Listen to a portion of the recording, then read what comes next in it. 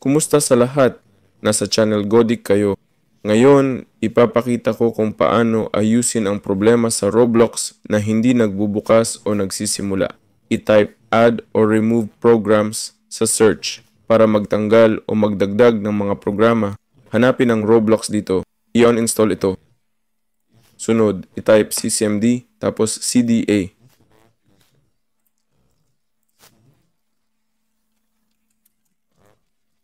I-type data local tapos as Roblox.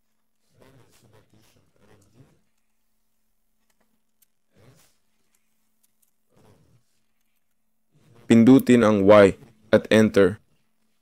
Natanggal mo na lahat ng Roblox files. Kailangan mo itong i-install ulit.